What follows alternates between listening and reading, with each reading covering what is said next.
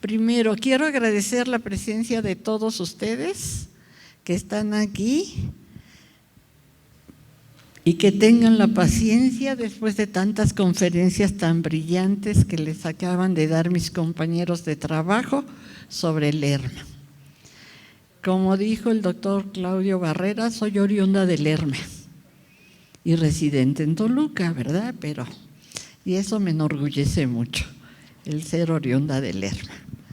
Ahorita que me estaba yo moviendo aquí para llegar aquí con el coche que me traía el chofer, sentí tan bonito reconocer mis lares y sentirme tan bien. Me va a tocar hablar sobre su escudo. Es un escudo heráldico.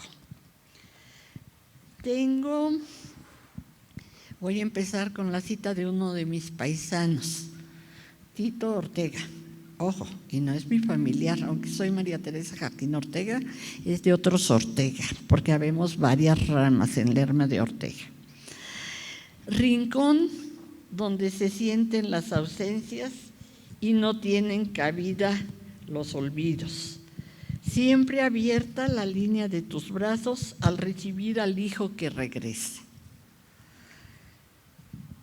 El objeto de esta presentación es analizar la naturaleza y proyección que tuvieron los escudos de armas en la sociedad novohispana.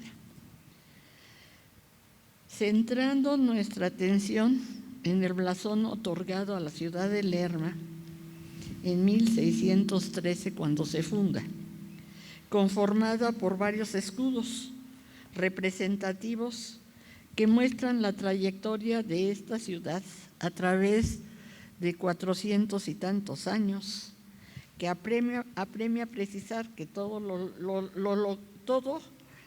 lograron una proyección del momento histórico en que fueron utilizados.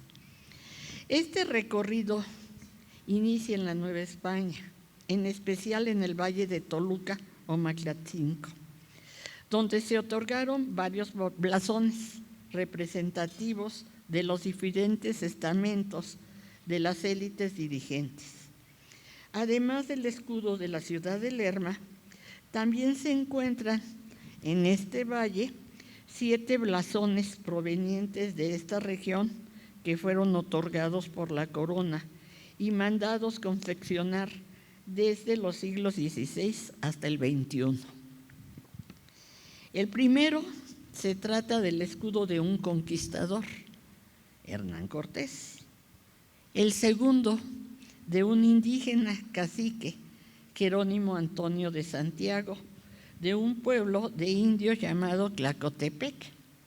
Y hago la diferencia porque para la Nueva España había pueblos de indios y pueblos de españoles. Lerma fue un pueblo de españoles. Se fundó, como ustedes saben, en 1613 y por 40 familias españolas solamente.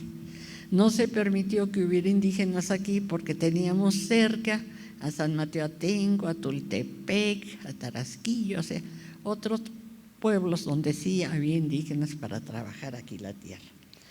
Los 3 restantes pertenecen a condes. Uno fungió como encomendero Juan Gutiérrez Altamirano, conde de Calimaya. Pedro Romero de Terreros Ochoa, conde de Revillagigedo, fue un hombre muy rico en la Nueva España. Minero exitoso, dueño de las haciendas de La Gavia y de Jalmolongas. Jalmolongas queda muy cerquito de aquí por Malinalco, en el actual Estado de México, que habían pertenecido a la Compañía de Jesús, la de Jalmolongas, así como de otras propiedades en el resto del centro de la Nueva España. Y su nieto y heredero, Pedro José Romero de Terreros y Rodríguez de Pedroso, tercer conde de Regla. El sexto, de un cura secular, Cayetano Jacinto de Sotomayor, del pueblo llamado Metepec.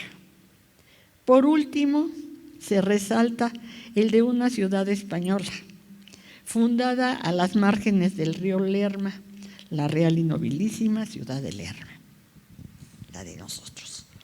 En los estudios realizados sobre este tema, hemos encontrado que algunos de estos blasones contienen elementos iconográficos sugerentes del mundo prehispánico, fusionados con caracteres de la heráldica europea.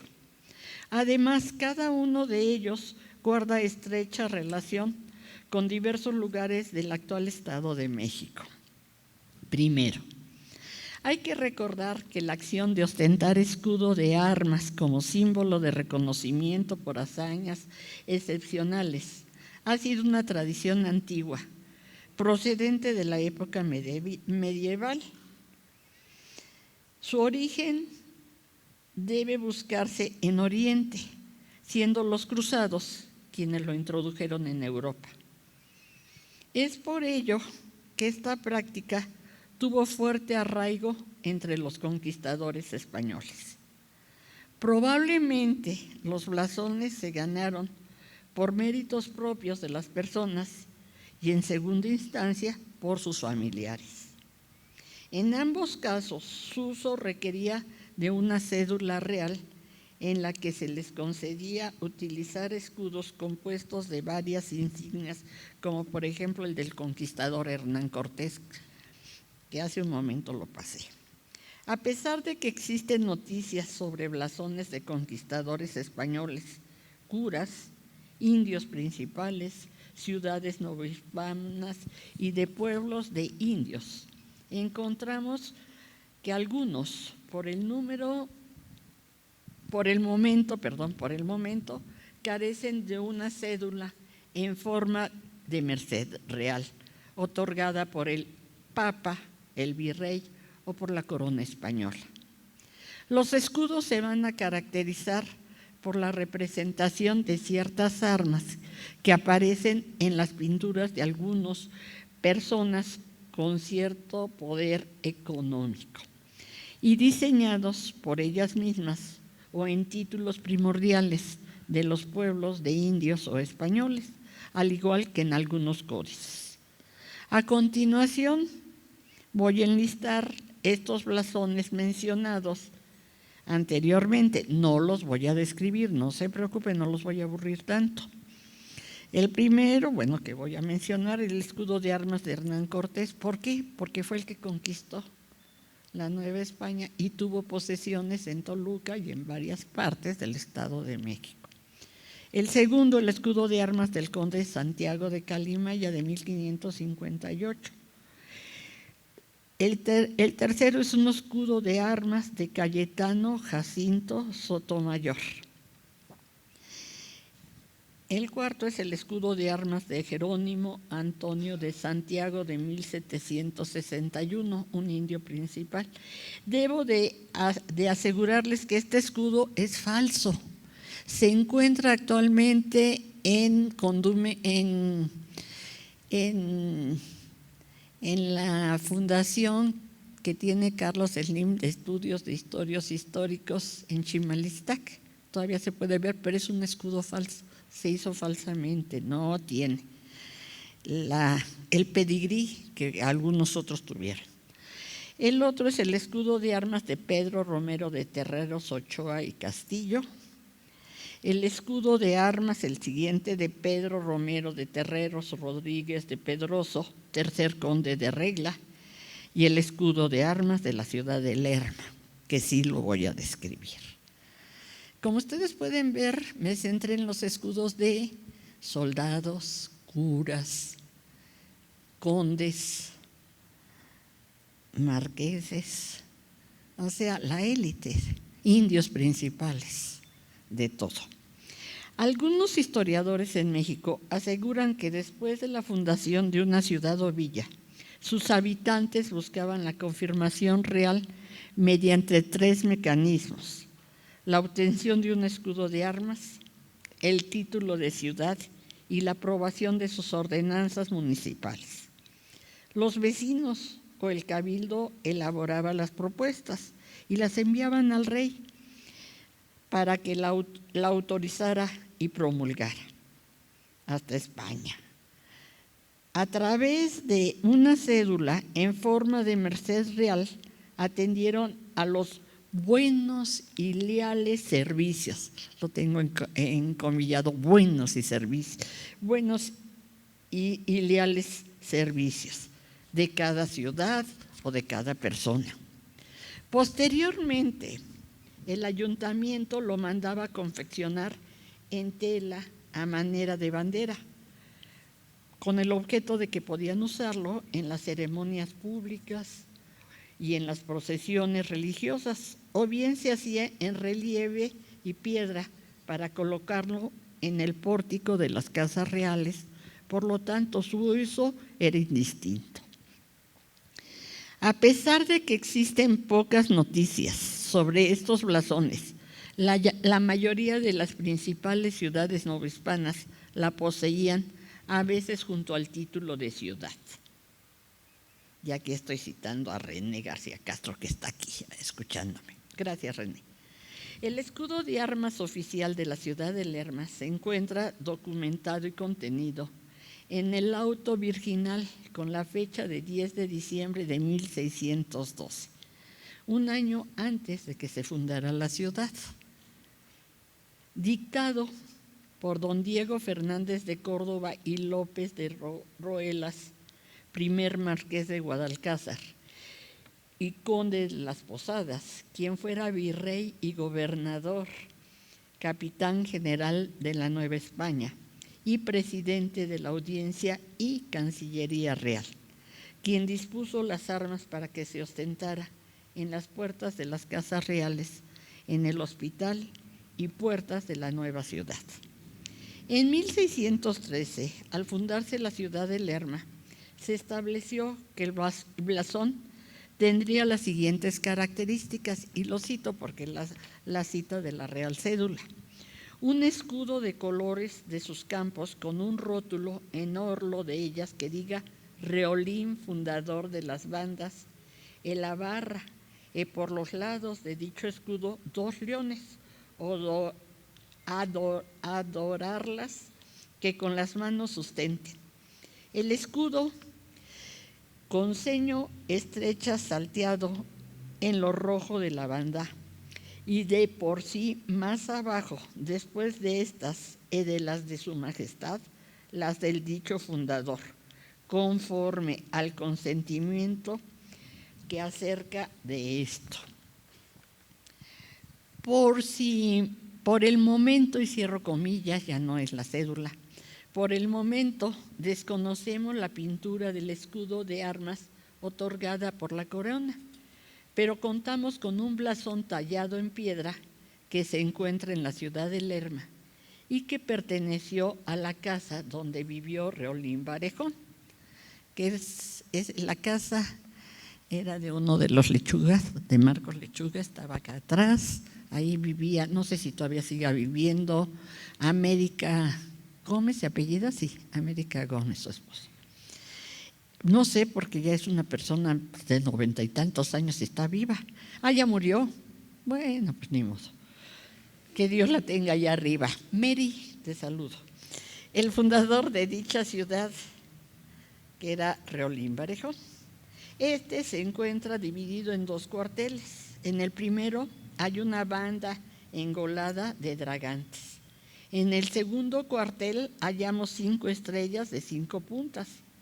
Este signo tiene una correspondencia debido a que la estrella encierra en su significado la constancia en el servicio al soberano, en los empleos de ministros o consejeros, y también es la imagen de la felicidad y significa grandeza, prudencia, verdad, luz, majestad, eternidad y paz. La estrella heráldica es de 5 puntos y deriva del pentagrama. Asimismo, corresponde a la representación esquemática del ser humano. La punta superior designa la cabeza, las 2 siguientes los brazos y las 2 restantes las piernas. Este escudo tiene 2 leones coronados en ambos lados, símbolo que para la heráldica representa la fuerza y constancia. En la parte superior del blasón se encuentran dos águilas, una mirando a la derecha y la otra a la izquierda, y en la parte superior la frase Reolín fundador. En el inferior, el año de 1613, que indica la fundación de la ciudad de Lerma, y en la parte superior de este número se encuentra labrada una cabeza humana. Aunado al anterior, el escudo quedó plasmado. Debo de decir que este escudo ahora se encuentra en la casa de los Montes de Oca. Bueno, no sé si sea de Sevilla Montes de Oca o alguna cosa, pero no se lo llevó Eric, el que fue presidente de Lerma, claro, porque los chismes se hacen. Lo dijo la doctora Jarquín, no. Ahí vivía la familia Montes de Oca, y una de las tres mujeres muy bonitas tuvo el tío Francisco. Una de ellas era Lolita Montes de Oca, y siendo su novio Pardo, ¿cómo se llama? Se llama Francisco, el papá de Lolita, ¿cómo? Se me fue el nombre de Jesús, exactamente, Jesús Pardo. Se lo compró a Mary, la que vivía aquí en la calle de Reolín Barejón, y como símbolo de amor le llevó el escudo. Esto no lo puedo contar en el artículo, pero yo se lo estoy contando a ustedes a manera de chisme. Y lo descubrieron un primo mío, que es Rolando Ortega, y un sobrino mío, Fernando Díaz Ortega. Marite, ahí está. Y ahí fuimos a sacarle su foto. El escudo no está aquí está lo de la banca de la iglesia. Y está todavía ahí, a un costado. No le dieron tanta importancia, sobre todo pues no eran muy cultas, Lolita.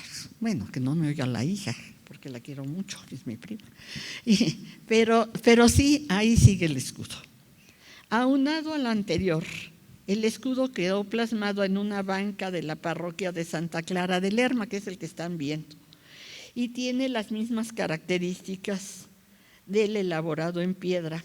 A un costado se encuentra flanqueando el escudo nacional, representado por la leyenda del águila sobre el nopal y rodeado de 6 banderas con los colores nacionales, que ustedes los pueden ver.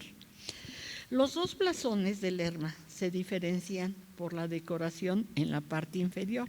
Uno tiene una cara y el otro un animal con cuernos. Los cuernos ni en pan son buenos, Este escudo fue mandado pintar en la banca, no me voy a dilatar más, probablemente en el siglo XIX. Dicha sillería estuvo destinada como asiento del corregidor y de las altas autoridades civiles de la época del virreinato. Suponemos que se mandó construir en 1808 en virtud de que en su sección tercera así lo demuestra. De esta manera el escudo remarca su carácter político unido fuertemente al ámbito religioso. Durante el siglo XIX y en el primer tercio del siglo XX no se apreció una preocupación por rescatar de manera individual el blasón de la ciudad. En contraste, se inició una campaña por unificar a México bajo una sola identidad, que fue y ha sido la bandera tricolor. No obstante, alrededor de la cuarta década se desprendió el interés por realizar un escudo de armas de la ciudad de Lerma, y para ello en 1934 se contrató al pintor Mateo Alonso Saldaña, quien se distinguió principalmente por su trabajo en obras al óleo, sin desdeñar por eso la acuarela ni el dibujo a lápiz con tinta. Saldaña elaboró el blasón solicitado por la ciudad, el cual se encuentra actualmente, y lo pueden ver, en el Museo de Historia de Chapultepec, en la Ciudad de México, dependiendo del Instituto Nacional de Antropología e Historia. Mismo que a continuación describiremos, porque se trata de una propuesta artística que retomó una descripción antigua para la elaboración de una insignia que refleja los atributos de una ciudad con historia. En la obra realizada se destaca principalmente el escudo dividido en dos cuarteles. En el primero tenemos la imagen de un campo de gules con una banda de sable, figuras representativas del escudo de Felipe III.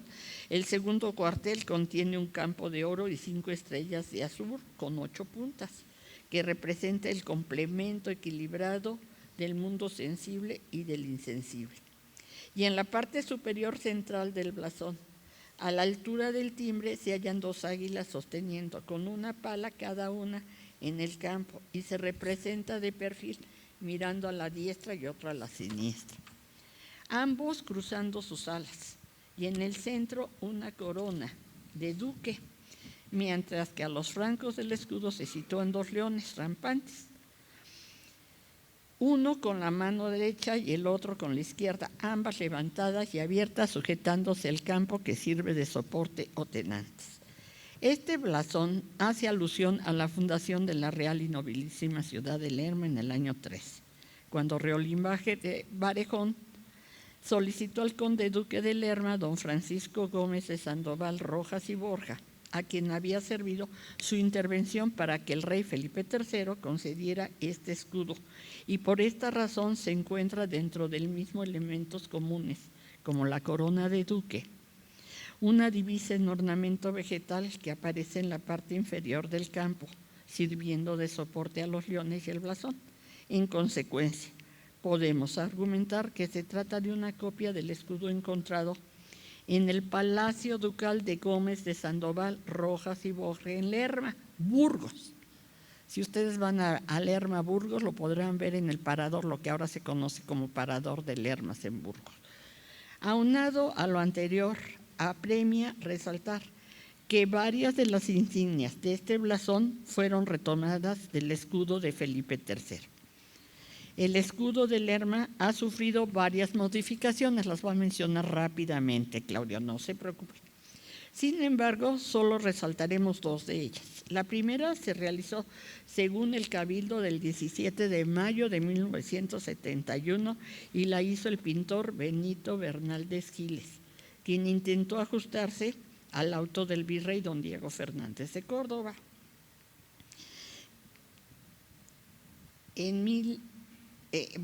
Siguiendo los lineamientos de la casa reinante de los astros. Así el blasón está pintado en campo verde de Lerma, una banda roja con 5 estrellas azules salteadas en ellas que se supone representan las armas del marqués de Guadalcázar. También se aprecia en la parte superior e inferior 2 castillos que dan alusión a la casa reinante de Castilla y que se encuentran en el escudo de Felipe III.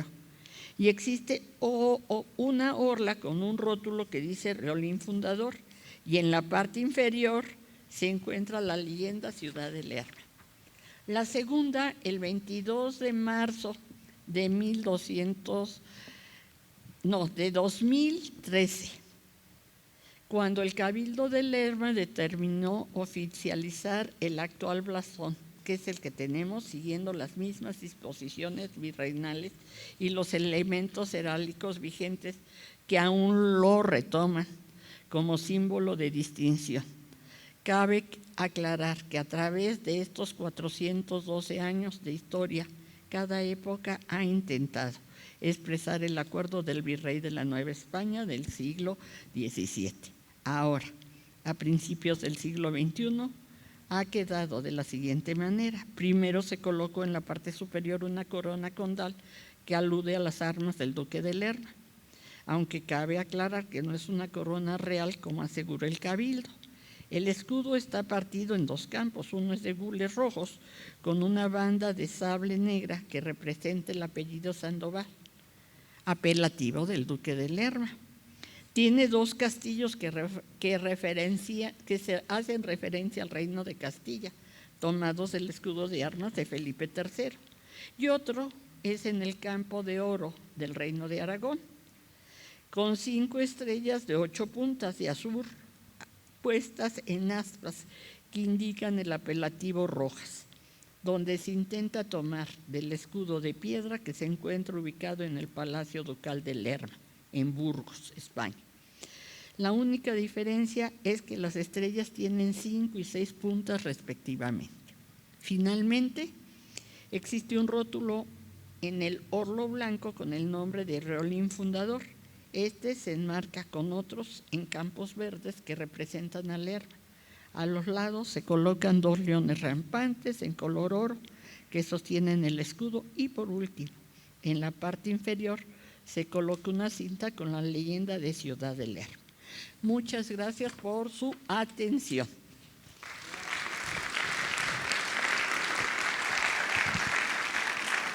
En segundo lugar tenemos la participación, la arquitectura religiosa en Lerma, del doctor Carlos Alfonso Ledesma Ibarra. Primero agradecer al Colegio Mexiquense y a Claudio por invitarme a participar con ustedes en esta mesa. Bien, vamos a iniciar. La cuestión que quiero comentarles acá, como dice el texto, pues trata de ser un poco más amplia que algunas cuestiones que ya he venido acá a charlar en otras ocasiones. Hace un momento un exalumno me decía que vengo mucho a Lerma y sí, por alguna razón regreso. Bien, voy a abordar desde el patrimonio arquitectónico religioso de Lerma, su historia, y para ello me voy a concentrar en 3 edificios. En el texto final considero 4, pero para ajustarme al tiempo, pues únicamente he incluido 3. Espero irme en 5 minutos en cada uno de estos. Bien, el primero pues es el más importante, que es el templo de Santa Clara de Asís, que está aquí a nuestro lado, a las espaldas. Y pues es un templo que aquí siempre entramos en un diálogo interesante con la historia, que pues se supondría que tiene un origen en el siglo XVII, como ya lo han ustedes mencionado. Esto no es siglo XVII, por supuesto. Entonces, pero que tendría ese origen en el sentido del… No estoy bien. Sí. Sí. Estoy bien. ¿Sí? Sí. Ok, bueno, yo… No.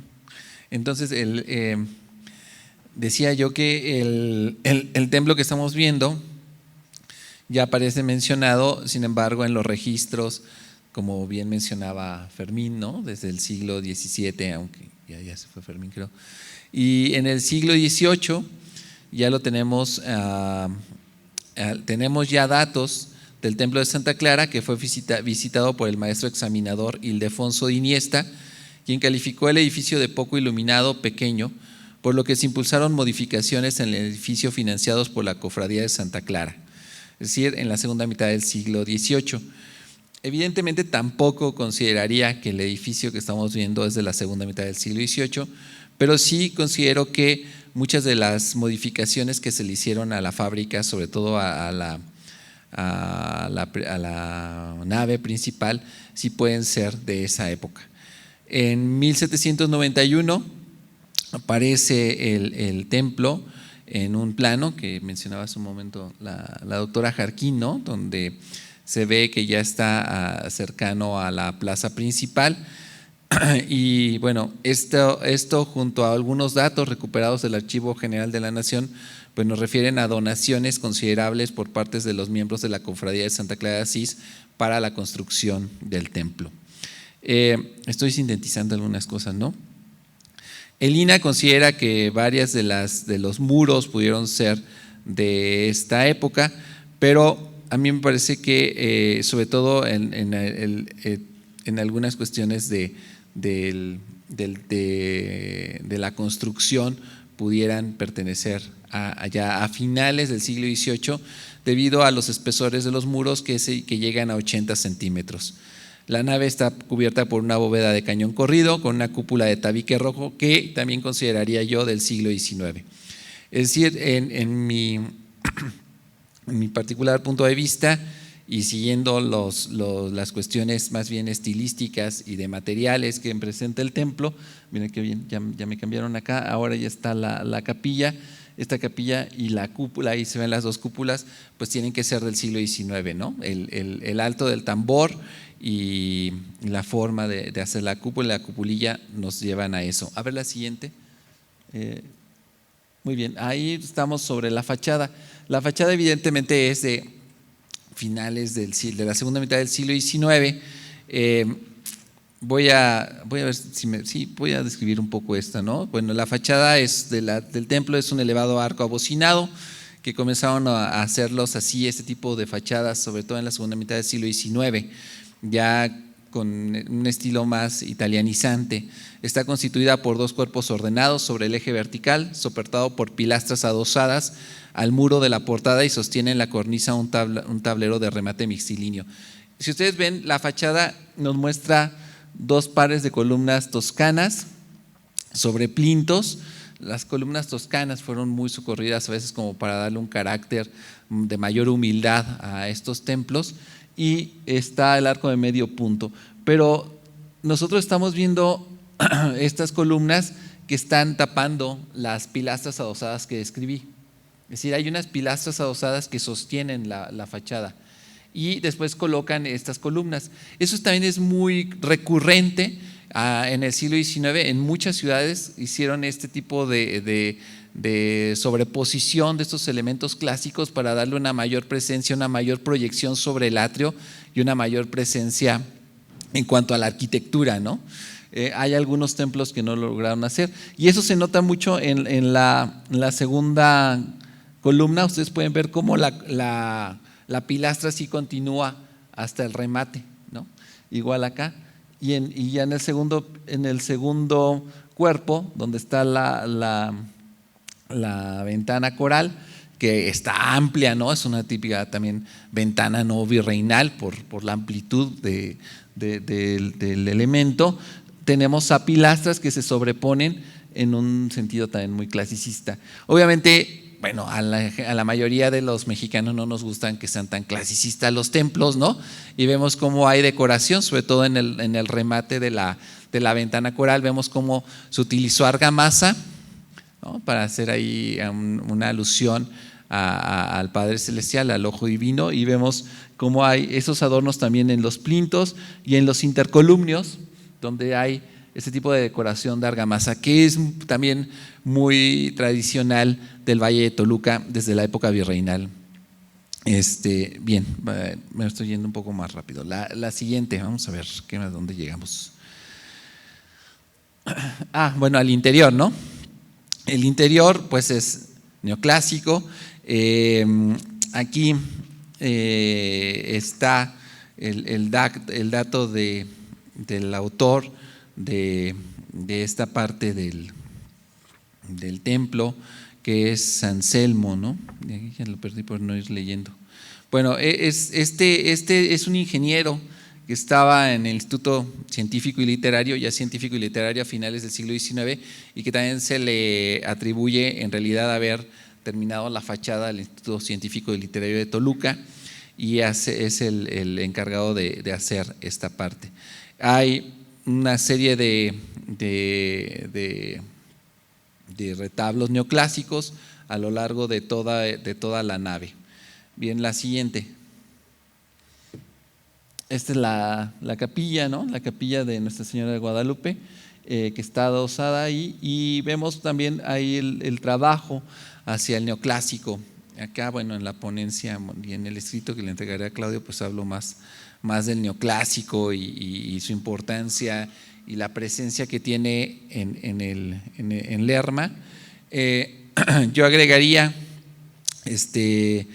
aquí, y lo agregaré, hay otras cuestiones muy interesantes en este templo que son, por hacer una síntesis, tres lienzos, que es el lienzo de la Divina Pastora del pincel de Manuel Palacios, el lienzo de Nuestra Señora de la Luz, que es quizá el más importante, el más famoso, que se le atribuye a Miguel Cabrera y parece que también está firmado. Bueno, yo vi la firma, pero no soy un especialista en firmas, entonces siempre en eso soy muy precavido, pero está la firma, y ahí es muy interesante cómo la devoción a Nuestra Señora de la Luz pues fue tan importante para el Valle de Toluca. Hay muy buenas pinturas de esa advocación mariana en el arzobispado de la ciudad de Toluca, que seguramente pertenecía al convento de San Francisco. Hay otro en Otzolotepec que también está de muy buena hechura, y hay otra de menor calidad en Calimaya, aunque también está atribuida a Cabrera. Todo el mundo le atribuye a Cabrera cosas bonitas, ¿no? Entonces, si tienen una pintura bonita, le ponen que es de Cabrera. Vamos a seguir, porque si no me da tiempo. La siguiente, por favor. Bueno, aquí en el interior, la siguiente, que también tiene esas cuestiones neoclásicas. Ahí está esta otra, este otro templo. Gracias. ¿Cómo? Para señalar. Gracias. Ok. Que es la ermita del Santo Cristo de la Caña. Que ahí, bueno, yo creo que hay también todo un tema para conversar sobre estas advocaciones. Otra advocación muy popular en el Valle de Toluca. Aquí además estoy frente a la que sabe de advocaciones y devociones, a ver si no me da otro zape. Pero bueno, yo creo que en cuanto a esculturas, sería interesante ahí ver todas las esculturas que traen ahí con esta advocación en un montón de parroquias del Valle de Toluca. Pero bueno, voy sobre la arquitectura, que estoy tratando de hablar sobre eso, y es muy interesante que aunque también este templo puede tener un origen del siglo XVIII, porque también está registrado desde 1760 la existencia del señor de la capilla del Señor de la Caña. Unos años después, en 1776, la señora María Catarina Segura y Morena realiza una importante donación de 1,000 pesos para la capellanía de dicha imagen. Sin embargo, a principios del siglo XIX, por testimonio del vicario Fernando Méndez, sabemos que la construcción estaba inconclusa y solicita agrandar la fábrica de la capilla. Otro dato fundamental es que debiera ubicarse en 1860, cuando se busca otra vez retomar la construcción, es decir, hay un documento que busca retomar la construcción del edificio y cuando adquirió sus principales características estilísticas. Sin embargo, por ahí tuve la oportunidad de ver una fotografía de principios del siglo XX donde aún no se termina, ¿no? Es decir, entonces es bien interesante ver cómo estas son historias de muy largo aliento, ¿no? Donde podemos encontrar documentos del siglo XVIII donde dicen que se tiene que construir, donde están dando dinero para construirlo y parece que ya se construyó y vemos una fotografía en el siglo XX y todavía no la acaban. Entonces, lo que es muy probable es que haya habido antes construcciones que ya donde se albergaba la imagen más pequeñas y casi siempre se van sustituyendo por unas más novedosas y más grandes, y esta se terminó hasta el siglo XX, y eso también nos lo dicen las características estilísticas de su fachada. Está muy oscura, es por la luz. Bueno, pero aquí se utilizaron pilastras jónicas, que es también además muy interesante como más bien el uso. A veces dicen, no, es que si es un templo que está dedicado a una virgen tienen que usar jónico, ¿no? Y si es un templo que está dedicado a una santa, un santo o a Cristo, es el dórico. Y aquí en Lerma no hicieron caso de eso, ¿no? Pero no tiene que ver nada, o sea, es en realidad pues el gusto de las personas quienes van construyendo estos edificios.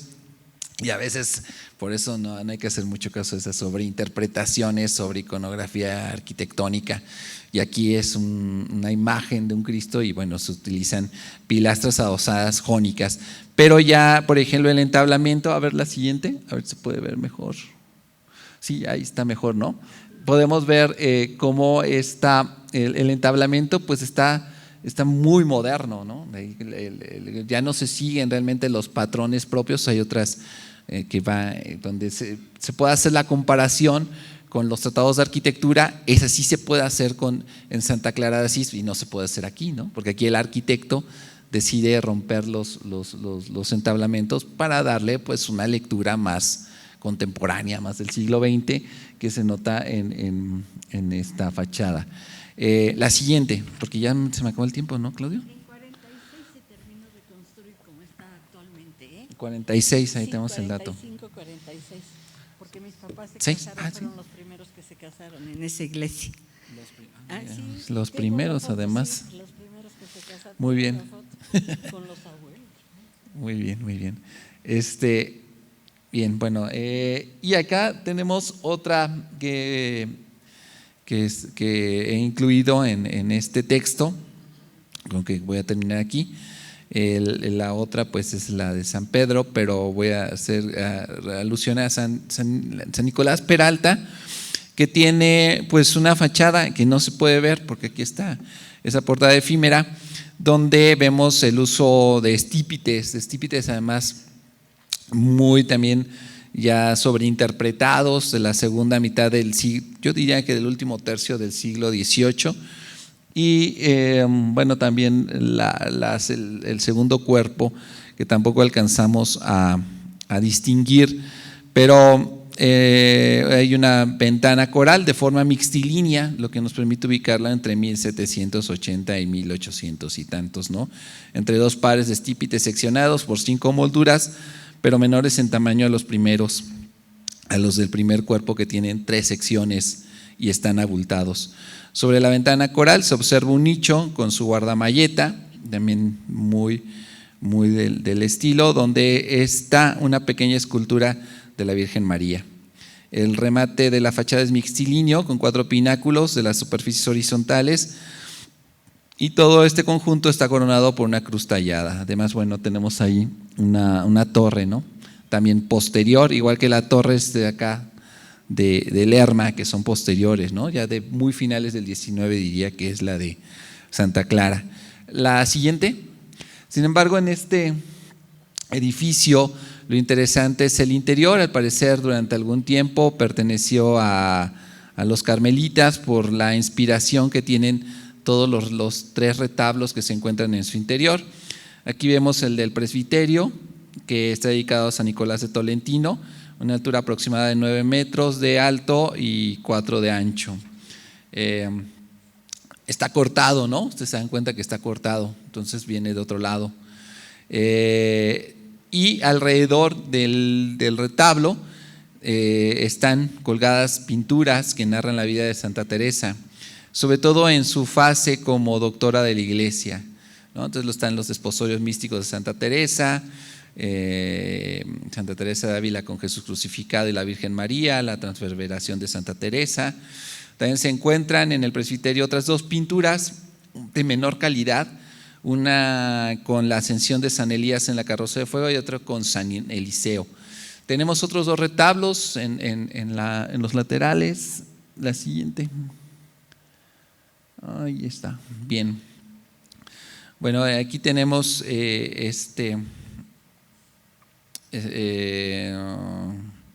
bueno, ya vimos el retablo principal, creo que no lo mencioné, está dedicado a San Nicolás de Tolentino, y está acompañado de San Alberto. Ya estamos viendo entonces el siguiente retablo. Estos miden 5.3 y 4.6. Si se dan cuenta, y otra cosa es que me salté, es que el anterior retablo es un retablo todavía estípite. Estos ya son retablos que carecen de columnas, ¿no? Y tenemos anástilos, ¿no? Ya son anástilos. Y aquí tenemos posiblemente ya del último tercio del siglo XVIII, ya de los últimos años del siglo XVIII, otra vez dedicado a un señor de la caña. Les digo que estos son muy populares, que en realidad tienen una presencia desde el Renacimiento y que tienen que ver con una devoción creada, ¿no? Con este Cristo del pensamiento más que el ecce homo, que bueno, ahí es una discusión, ¿no? Sobre a qué se refiere. Uno está dedicado a la Virgen del Dolores y el otro está dedicado al ecce homo. Bueno, ya, la siguiente. Y ahí está la Virgen, ¿no? Bueno, los 2 retablos son extraordinarios. Alrededor de estos retablos también hay una serie de pinturas pasionarias y hay otras 2 pinturas que no voy a mencionar en el texto, que tampoco traigo, pero que son del siglo XVII y que son extraordinarias, que ya se están trabajando allá en el posgrado de Humanidades. Bueno, el otro templo que bueno que no traje, ¿no?, es el de San Pedro, que también tiene un retablo bellísimo del siglo XVIII. Bien, en términos muy, muy generales, podría decir que pues cada uno de estos edificios refiere, por supuesto, a la época en que se construyó y hay que decir que, por ejemplo, este de San Nicolás Peralta y el de San Pedro pues están mejor conservados en cuanto a su patrimonio virreinal que los que están acá en Lerma, aunque bueno, ya mencioné algunas de las joyas que están en Santa Clara, y habrá que decir pues el gusto que se tuvo en el centro, a lo mejor por esta inspiración de la nobilísima ciudad, de buscar que fueran neoclásicos, ¿no?, y de estar en el sentido del último grito de la moda en cuanto a estilos. Gracias. En tercer lugar tenemos el tema de Atarasquillo contra Lerma por la Ciénega de Chignahuapan, 1856-1882, por el doctor René García Castro. Voy a exponer un conflicto que se suscitó entre la ciudad de Lerma y el pueblo de Atarasquillo por una ciénega. Pero vamos a ver qué es lo que sucedió. Bueno, me voy a permitir leer una primera parte y después entramos en los comentarios y el análisis de este conflicto. En la mañana del 4 de junio de 1879, Agustín Morales, auxiliar del pueblo de Atarasquillo, acompañado por 2 vecinos más, se presentaron en la antigua ciudad de Lerma para informar al jefe político y al presidente municipal que se daría inicio a la apertura de una zanja en la llamada Ciénega de Chignahuapan. Esta obra se hacía con el fin de cerrar la entrada por donde los vecinos de dicha ciudad seguían introduciendo ilegalmente sus animales a pastar, siendo que los habitantes del pueblo habían ganado una ejecutoria de amparo el 29 de abril en la que se ordenaba a las autoridades municipales restituirles la posesión que hasta esa fecha habían tenido de la ciénega. Al llegar los de Atarasquillo a las oficinas de ambas autoridades, no encontraron a sus titulares. Solo estaba Juan Iturbe, secretario de ayuntamiento, quien aparentemente se desentendió del asunto. Los comisionados, o sea, los de Atarasquillo, solicitaron la ayuda de algún regidor, pero ninguno de ellos estaba en las oficinas municipales. Sin poder cumplir su misión, se trasladaron como a las 11 de la mañana a la citada ciénega para iniciar los trabajos de la apertura de la zanja. En el camino escucharon los tañidos de la campana de la iglesia y poco después se presentó en la ciénega un enardecido grupo de vecinos de la ciudad que al grito de «¡Viva Lerma y muera la sentencia federal!» se abalanzó a punta de machetes y balazos sobre los vecinos de Atarasquillo que estaban trabajando en la zanja. La trágica escena fue presenciada por varios gendarmes municipales quienes acompañaron a los de Lerma, pero que no intervinieron de manera activa en la refriega. Al verse sorprendidos, varios individuos del pueblo huyeron internándose en la ciénega para protegerse. Sin embargo, algunos fueron alcanzados y de esta agresión resultaron 6 vecinos heridos y 1 muerto, todos de Atarasquillo.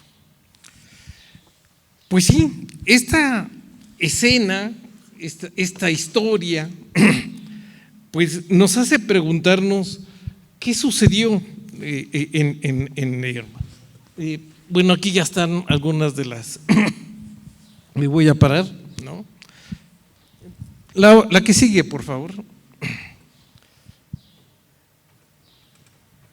Nos vamos a preguntar qué sucedió aquí entre un pueblo de origen indígena que estaba subordinado al municipio de Lerma y la cabecera municipal de Lerma. ¿Qué es lo que estaba pasando? ¿Por qué este asunto? También vamos a revisar en esta breve exposición pues algunas ideas que hemos tenido los historiadores sobre qué sucedió en esta época de la segunda mitad del siglo XIX. Ya hemos escuchado aquí algunos temas de lo que estaba sucediendo en el contexto nacional. Bueno, pues en este contexto nacional, en esta segunda mitad del siglo XIX, la que sigue, por favor. Bueno, aquí no, perdón, aquí mismo. Resulta de que pues en el siglo XIX estamos viviendo una transformación del México iniciado después de la independencia. Estamos viviendo en esta segunda mitad del XIX, sobre todo, que el gobierno federal estaba teniendo una serie de organizaciones nuevas, ¿verdad?, sobre el conjunto del país. Entonces, una de las cosas nuevas que existió es que el gobierno federal empezó a introducirse en temas como, por ejemplo, los recursos naturales que los iba a manejar el gobierno federal. En la segunda mitad del XIX se emitieron leyes federales sobre la tierra y leyes sobre las aguas nacionales, ¿no? Entonces, el gobierno federal estaba teniendo, digamos, un impulso, sobre todo con Juárez, por eso Juárez es muy importante en la historia, que le estaba dando al gobierno federal un impulso mucho mayor, con una presencia mayor sobre todos los gobiernos estatales y las entidades federativas. Entonces, eso es lo que vamos a ver, pero también estaba impulsando nuevas leyes a favor de los ciudadanos, como por ejemplo la famosa ley de amparo. Hemos escuchado por ahí que hay una ley de amparo. Bueno, esta ley de amparo nació precisamente en la segunda mitad del siglo XIX y vamos a ver cómo los ciudadanos, y estos ciudadanos de Atarasquillo, usaron la ley de amparo a su favor. Es decir, vamos a ver cómo los pueblos de origen indígena siempre estuvieron muy atentos a las leyes, sabían de leyes, eso lo hemos visto desde la época colonial. Los pueblos indígenas conocían de las nuevas leyes emitidas por los reyes españoles y después los pueblos indígenas y campesinos del siglo XIX estaban muy atentos a todas las leyes emanadas tanto de los gobiernos locales como de los gobiernos federales. Entonces, los pueblos siempre han estado muy atentos a ello y esto sigue hasta el día de hoy. Están muy atentos a todos los cambios de las leyes que existen. Bueno, vamos a ver entonces algunas cosas que nos estaban importando en esta época, como por ejemplo, ¿qué tenían que ver con el asunto de las tierras? Se emitieron las famosas leyes de desamortización. ¿Qué son las leyes de desamortización? Son las leyes que se emitieron a nivel federal, la famosa ley Lerdo de 1856, que tuvo como objetivo desamortizar las leyes de las corporaciones, tanto civiles como religiosas, que venían desde la época colonial. ¿Qué es eso de desamortizar los bienes de la iglesia y de las comunidades indígenas? Resulta que muchos pueblos indígenas adquirieron tierras comunales desde la época colonial, se manejaban corporativamente, por eso se llamaban corporaciones, y se les daban a los vecinos de los pueblos en calidad, se les repartían a las familias para que las trabajaran. Y había otras tierras como los bosques y las ciénegas que no se podían subdividir, pero el uso se le daba a los hijos de los pueblos y de manera corporativa, es decir, tú úsalos y nos pagas una renta por ellos o nos das algún tributo por ellas. La iglesia adquirió muchas propiedades, muchas de ellas por donaciones de vecinos, ¿no? Y muchas de estas propiedades no eran propiedad privada de la iglesia, o sea, eran propiedades corporativas. La institución era la dueña de estas tierras.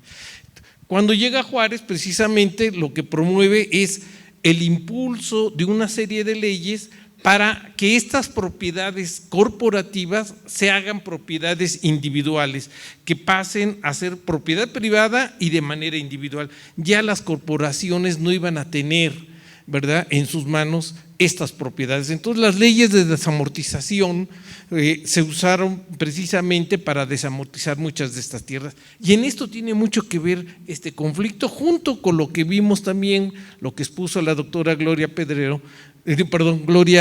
Camacho, con el asunto de los proyectos de desecación de las lagunas. La que sigue, por favor. Bueno, resulta de que la ciudad de Lerma, que ya vimos que se fundó en 1613, en realidad alguien preguntó hace rato que qué había pasado con la ciudad de Lerma en los primeros años.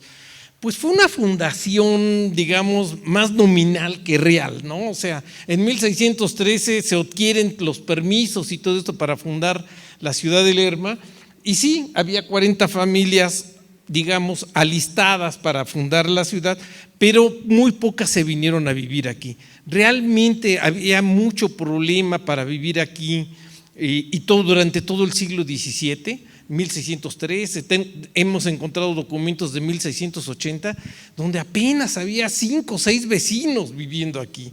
O sea, la verdad es que costó mucho trabajo que la gente se viniera a vivir aquí. La lista nominal de los 40 sí estaban originalmente, pero no todos se vinieron a vivir aquí, o se vinieron a vivir aquí y después se fueron a otros lugares porque estaban difíciles las condiciones de habitación. Y es hasta la segunda mitad del siglo XVIII y durante el siglo XIX que realmente Lerma va teniendo una población de tipo español, sí, la mayoría de ellos españoles, y que va fortaleciéndose muchísimo más. Bueno, pues la ciudad, desde que se nombró, efectivamente tuvo que tener medios para sostener a su gobierno local, que las ciudades cuando se fundaban tenían un cabildo, un ayuntamiento. ¿Con qué se sostiene los cabildos de ayuntamientos? Pues se sostienen de contribuciones. Y la ciudad de Lerma tuvo que en ese entonces, aunque sean muy poquitas familias, distribuir gran parte del territorio otorgado para esta fundación a ciertos vecinos, y estos vecinos contribuían con pues algún tipo de gravamen o de impuesto para el sostenimiento pues de la corporación. No solamente se trataba de pagarle, digamos, los sueldos al personal que constituía el cabildo, sino también, por ejemplo, abogados, que había que contratar abogados para sostener, digamos, ciertos litigios, ciertos pleitos que existían y que siguen existiendo hasta el día de hoy. Entonces, hay muchos gastos corporativos, a veces se fundaron hospitales, a veces se fundaron escuelas, todo eso se sostenía pues de los fondos públicos. Había una tesorería municipal que tenía que funcionar, ¿no? Y sigue funcionando hasta el día de hoy, sigue siendo un problema cómo nos hacemos de recursos, ¿no? Bueno, entonces la ciudad de Lerma tenía las llamadas tierras de propios, así se les llamaba, a estas tierras que se destinaban a repartirse, pero para obtener ingresos.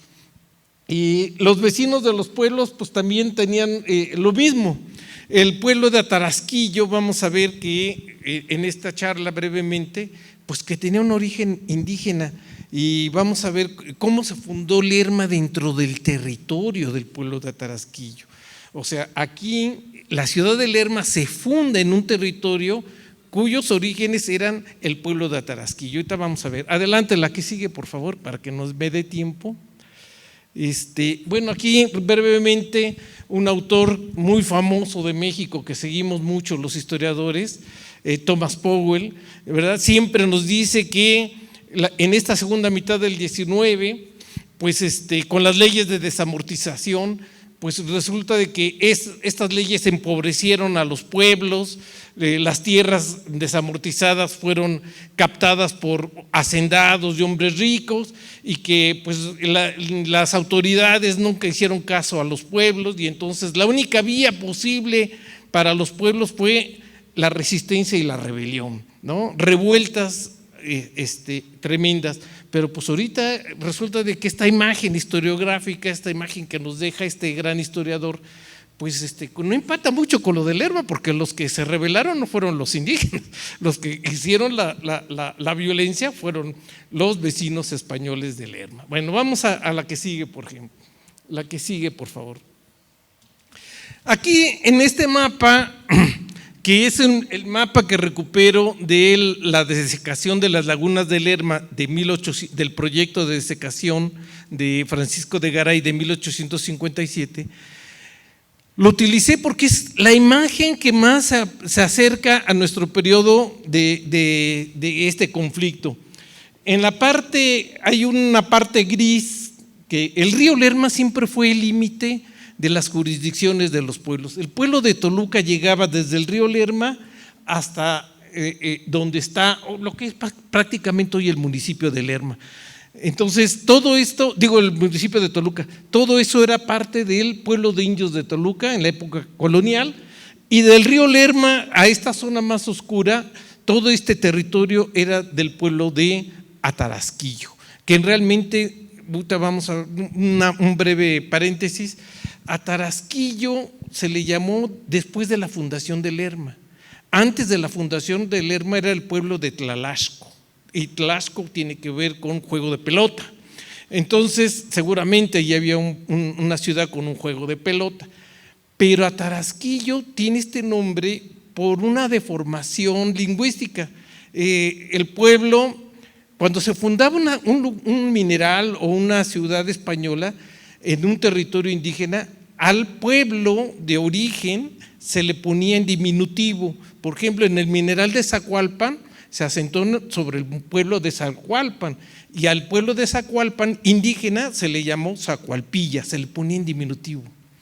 En Tlalpujagua, Michoacán, también estaba el mineral español de Tlalpujagua, y al pueblo original Tlalpujahuilla, hasta el día de hoy, ¿no?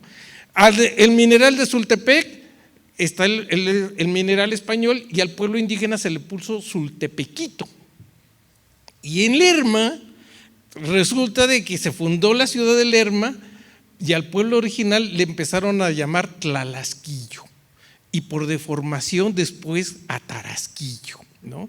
O sea, fueron deformaciones lingüísticas, pero entonces se le empezó a llamar en diminutivo Tlalasquillo o Atlarasquillo, y después Atarasquillo. Entonces, el origen de este nombre tiene que ver con esta corrupción. Bueno, pues entonces el pueblo de Tlalasco incluía todo este territorio, siempre con la laguna en medio. Pero después, en la época colonial, también se nombraron autoridades españolas. Entonces, en Toluca hubo un corregidor, el corregidor de Toluca, que tiene la misma jurisdicción que el pueblo de indios de Toluca, y también llega hasta Lerma. Y por supuesto, con la fundación de la ciudad de Lerma en el siglo XVII, hay un corregidor, y el corregidor fundador pues, fue Martín Reolín Barejón, que también su jurisdicción era el pueblo de Lerma, y bueno, la ciudad de Lerma y el pueblo de Atarasquillo. Entonces, ahí tenemos este asunto.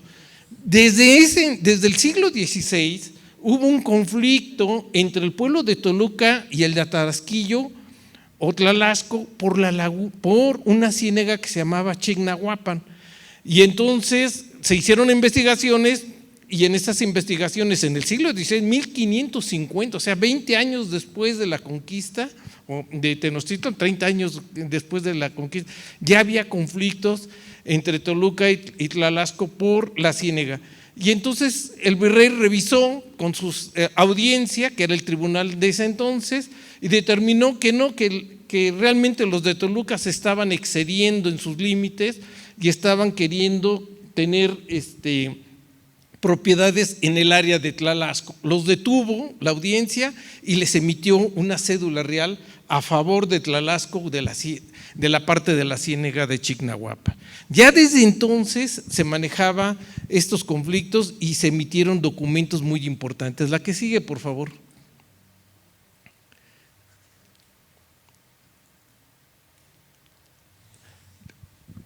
A ver si se puede la que sigue. Es otro mapa. Creo que ya se nos quedó atorado por ahí. Aquí está. Bueno, en este mapa, aquí está la ciudad de Lerma, y cerca de la ciudad de Lerma, bueno, aquí nos aparecen desafortunadamente cuáles son los límites, casi de Lerma hacia lo que es Otzolotepec, toda esta zona. La mayor parte del territorio de Tlalasco perteneció a la hacienda de San Nicolás Peralta. Solamente una parte muy cercana de la ciénega de Lerma quedó para la ciudad de Lerma, pero en realidad había un pequeño pedacito que todavía seguía conservando el pueblo de Atarasquillo en su posesión en el siglo XIX. Entonces, lo que acabo de leer era muy cercano a la ciudad de Lerma, muy cercano, que todavía era manejado por el pueblo de Atarasquillo. Entonces, estamos teniendo todavía en el siglo XIX pedazos de tierra que estaban en manos de los pueblos. El resto todo era de propiedad privada, de la hacienda de San Nicolás Peralta. Y del otro lado del Lerma, la hacienda de los Saucedo, de la hacienda del Cerrillo y de Doña Rosa. Entonces, ahí tenemos que casi todo este territorio en manos de propiedad privada. Es aquí donde se ensayó, precisamente en esta zona con mucho éxito, la primera etapa de desecación de las lagunas de Lerma. ¿Por qué? Porque como son propiedades privadas, el gobierno entró en comunicación con ellos y pudieron estos propietarios privados acceder más fácilmente al proyecto de desecación. ¿Qué ganaban? Terrenos desecados, y sobre todo el dueño de San Nicolás Peralta era Isidoro de la Torre, pariente de Porfirio Díaz. Y entonces este amigo también iba a traer el ferrocarril que ya se estaba construyendo sobre su terreno. Entonces, terrenos desecados, vías de ferrocarril, ¿verdad?, con grandes propiedades, y esto hacía muchísimo más fácil la tarea. Los pueblos, al no tener desamortizadas sus tierras, pues entonces seguían luchando por mantener esos pequeños pedazos de manera corporativa, una ciénega, pero las ciénegas, como ustedes saben, son inundables y resulta pues de que no se pueden partir. La que sigue, por favor. Ese fue el problema. Entonces, bueno, la que sigue, por favor, que yo me fui a hacer un análisis de por qué en la primera mitad del siglo XIX no pudieron desamortizarse las tierras todavía. Y bueno, también se da otro caso que vimos con Claudio, que precisamente nos hizo ver, Claudio, que en la segunda mitad del 19, entre el 1872 y 79, se le erige la municipalidad de Atarasquillo dentro del territorio de Lerma, pero también se genera el distrito de Lerma.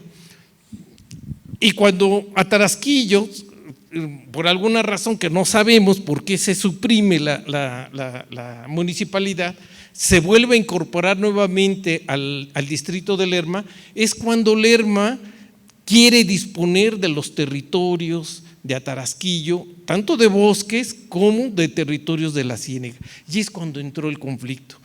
Los de Atarasquillo empezaron a solicitar amparos, como estaban muy atentos a lo que estaba sucediendo, un amparo a la propiedad, nada más que había un pequeño problema.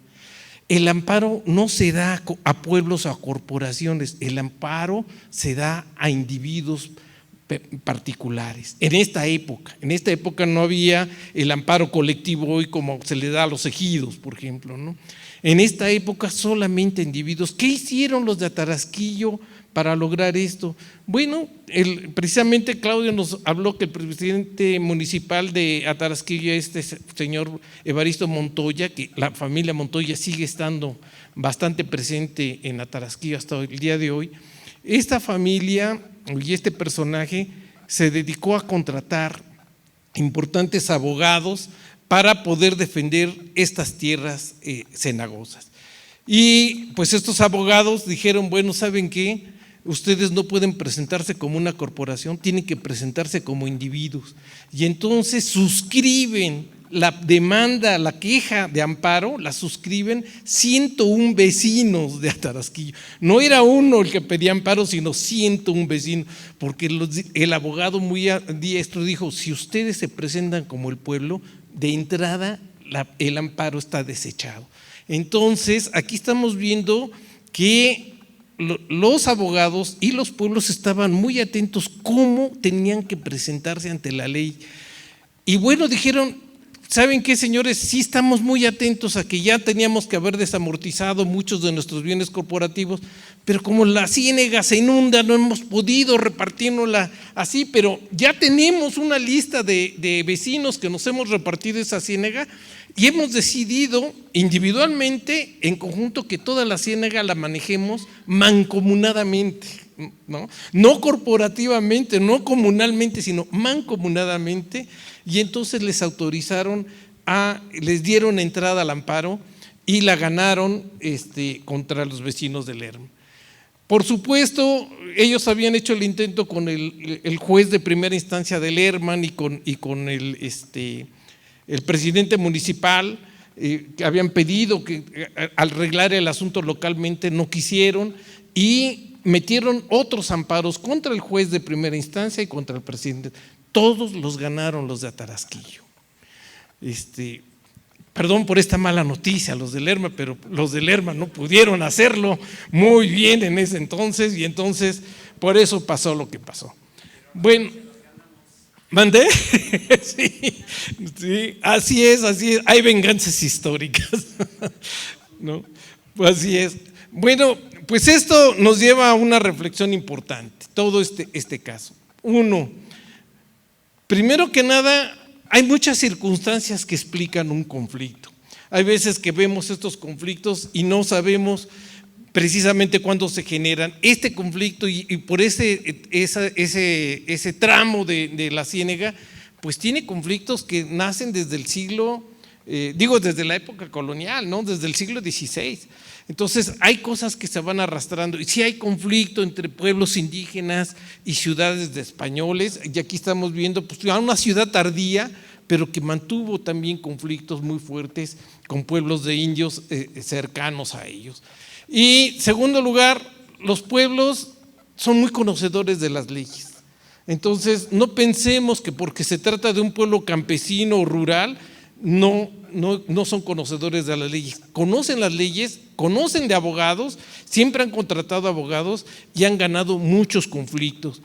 Y segundo lugar, hay más de una vía, o sea, esto que dijo Powell como una cosa general en México, hay más de una vía para resolver conflictos, y creo que los de Atarasquillo hicieron, al tener este conflicto, buscaron vías alternas, vías nuevas, o sea, creación de vías nuevas, usando las leyes a su favor, y creo que pues, los pueblos nos pueden mostrar que son bastante creativos también en las soluciones de ellos.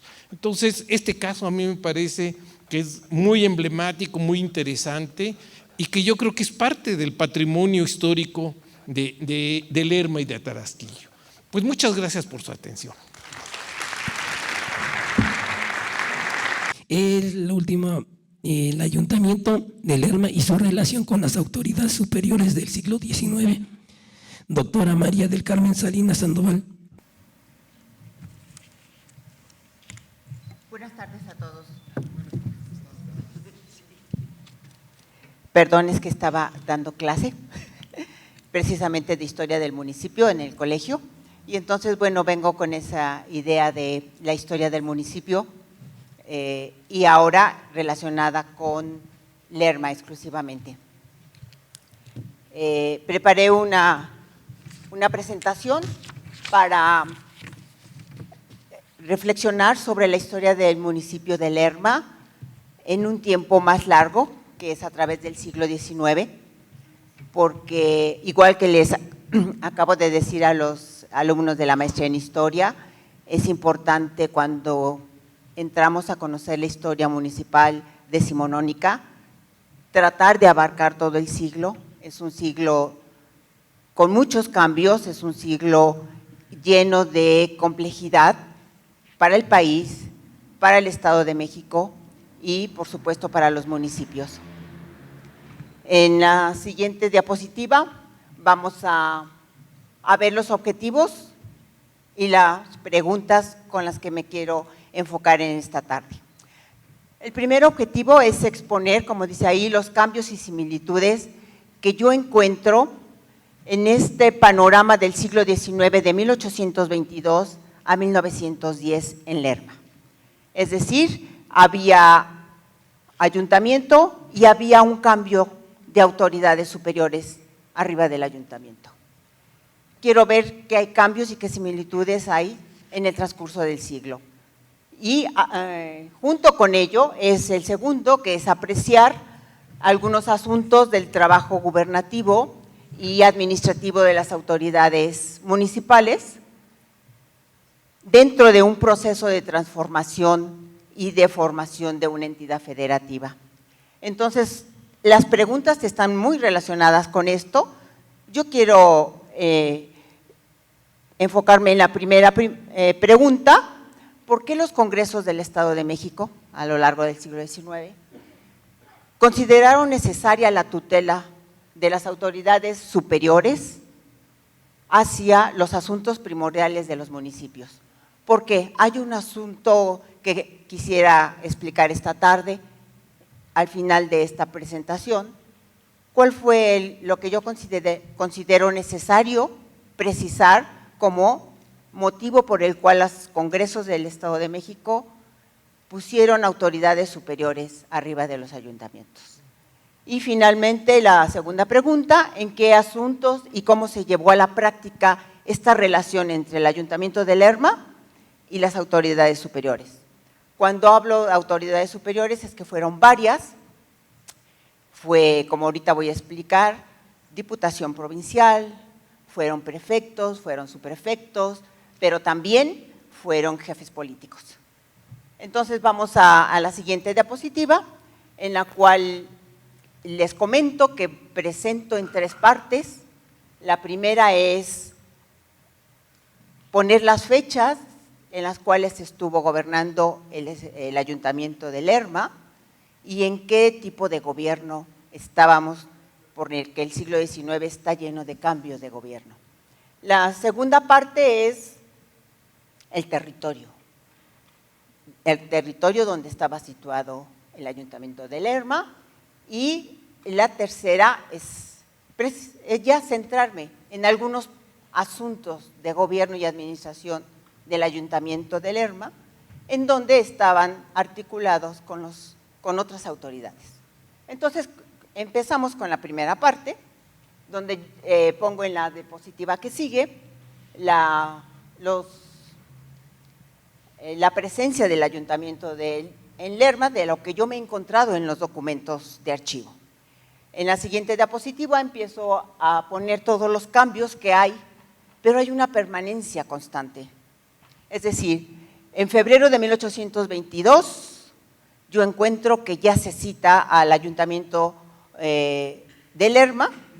No es porque no existiera antes, sino porque retomo desde la Constitución Liberal de Cádiz hacia el Porfiriato.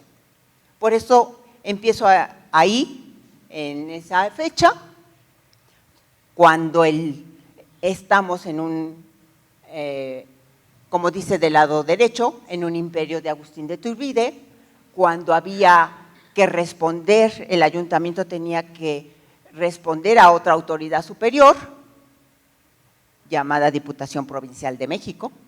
Después encuentro que ya cambiamos y que vamos a un federalismo.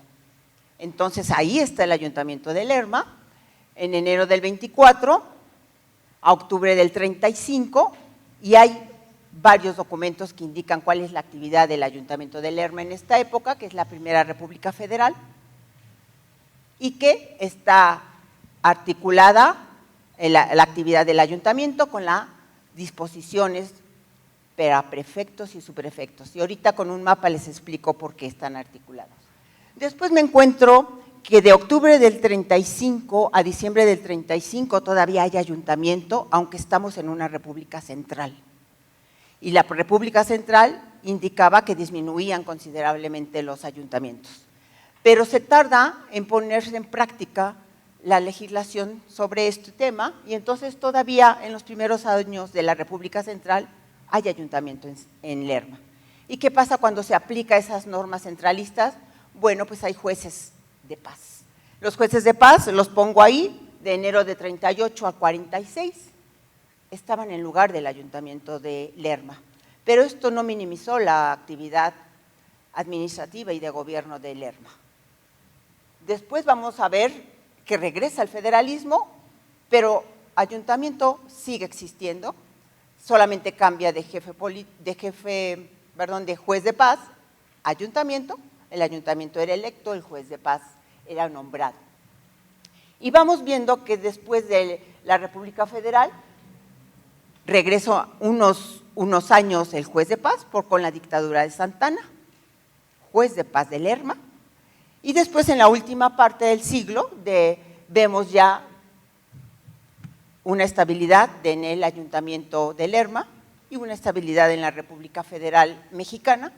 Entonces esta tablita que está en la diapositiva es para invitarlos a que siempre que veamos el ayuntamiento, a ese nivel de gobierno administrativo, veamos qué hay arriba para situar la actividad del ayuntamiento. Entonces, en la siguiente diapositiva, empezamos a ver el territorio de acuerdo a esos cambios en el gobierno. ¿Y por qué? Yo me pregunté por qué empezar por el territorio.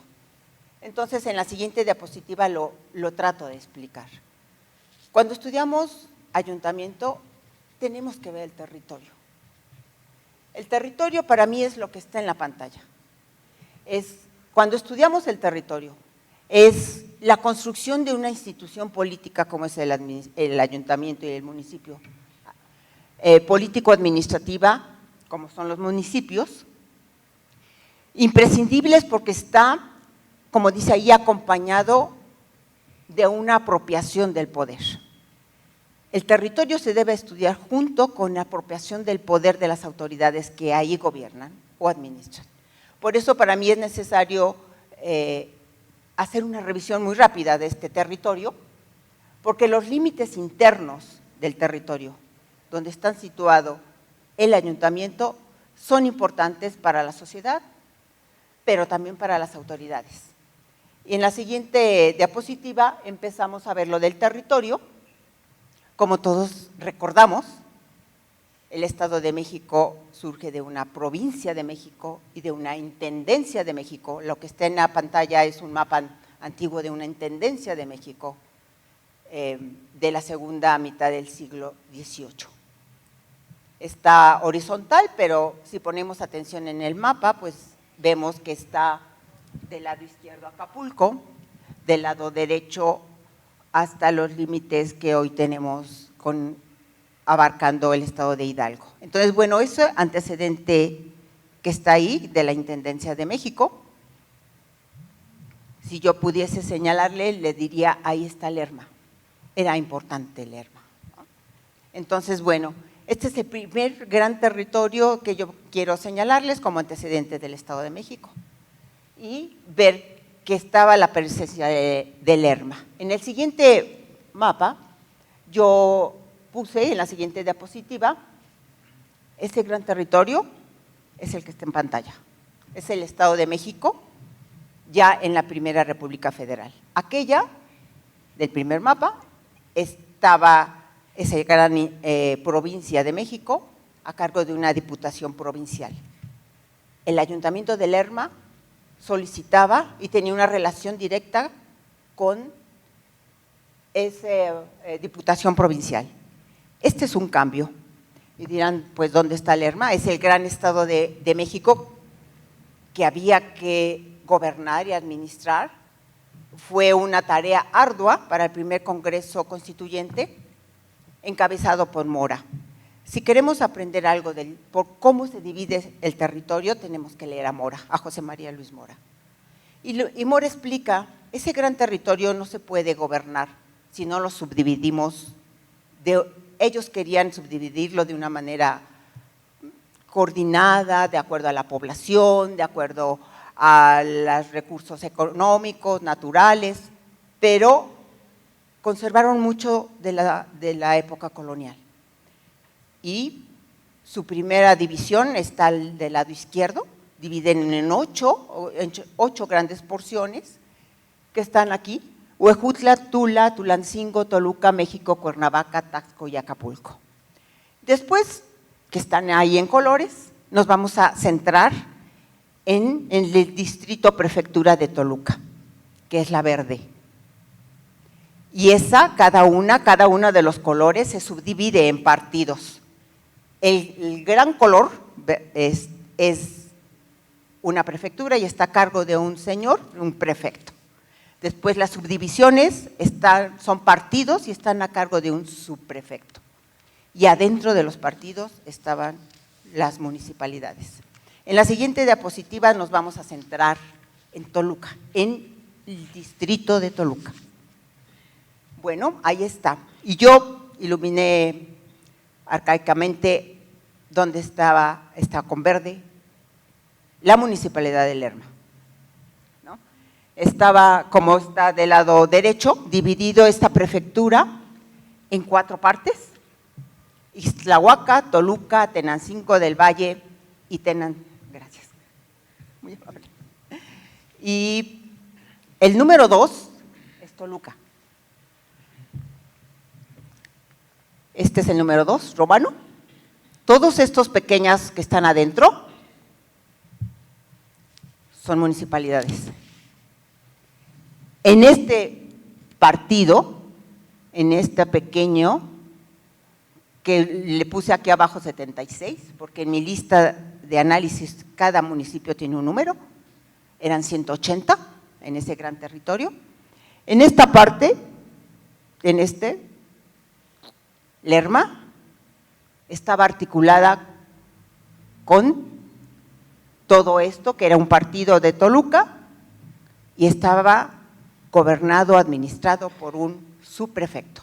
Entonces la relación de aquí es directa: ayuntamiento de Lerma con el subprefecto y después del subprefecto el prefecto. ¿Y por qué lo dispuso así el Congreso, primer Congreso Constituyente? Para poder gobernar el gran territorio que formaba el Estado de México. Y entonces toda la actividad que hace el ayuntamiento de Lerma tiene que consultarla con el prefecto, y luego, si es muy grave el asunto, van con el prefecto.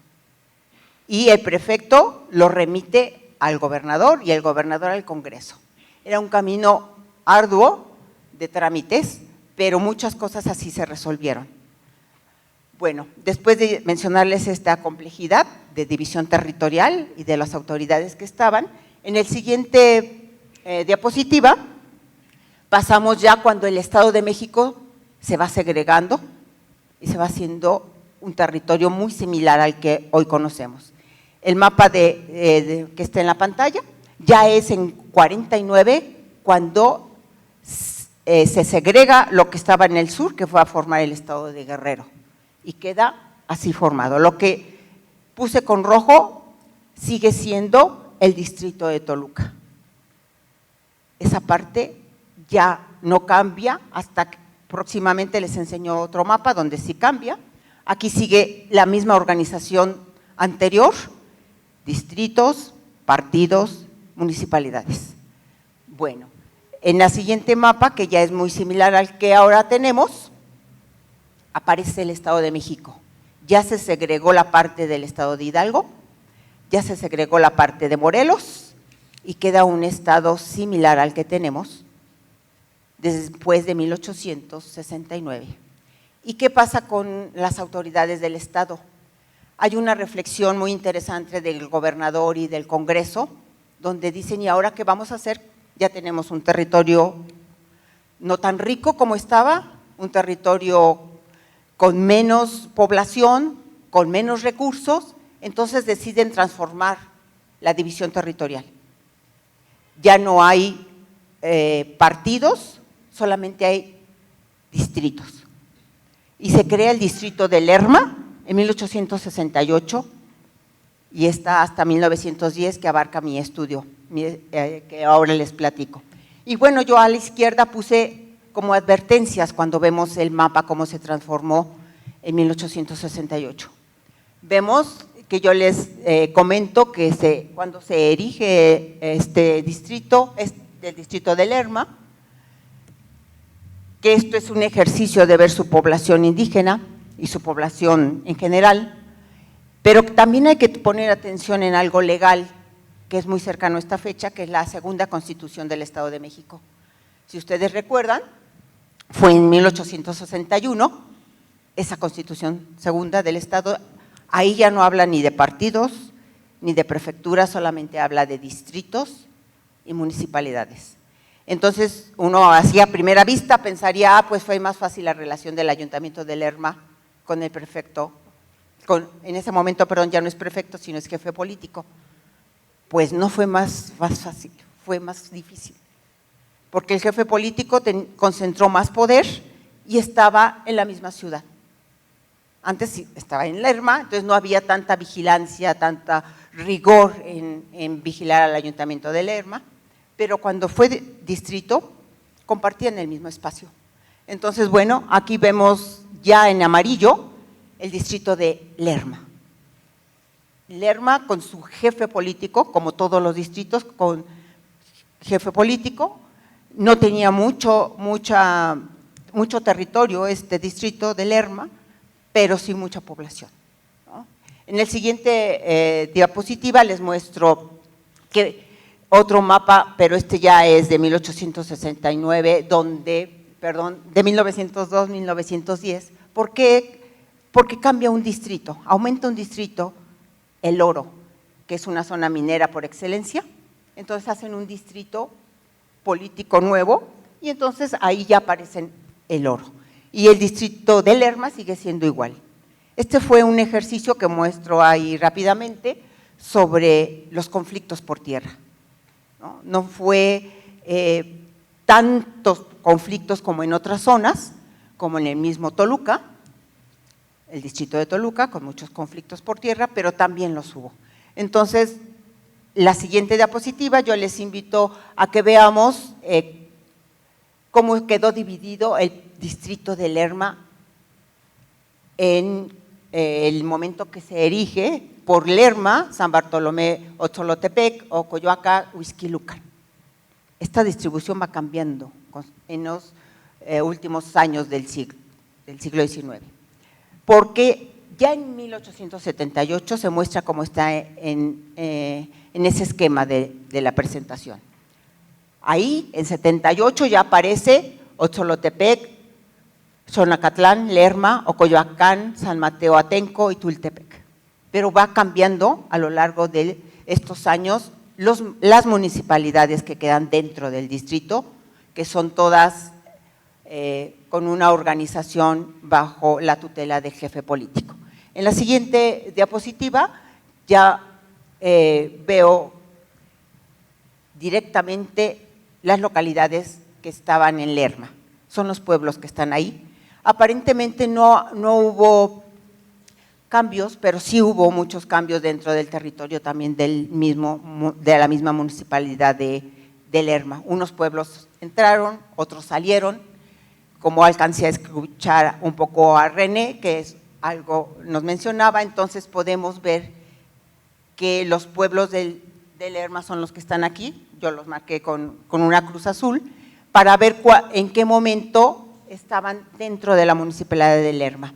En la siguiente diapositiva, que también es de localidades, muestro qué haciendas, qué ranchos, qué rancherías estaban en la municipalidad de Lerma, que están ahí, y cómo van cambiando las crucecitas, a veces aparecen, a veces cambian de municipalidad, luego se regresan, como la hacienda de Santa Rosa, pero vemos que hay ya en esta época estadísticas de Lerma, de la municipalidad y del distrito.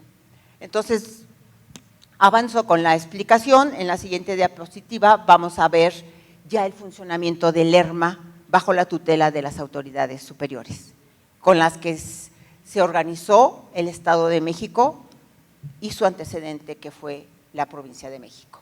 Entonces, vemos en la siguiente cuáles son los 4 rubros que yo escogí para tratar de analizar esa tutela.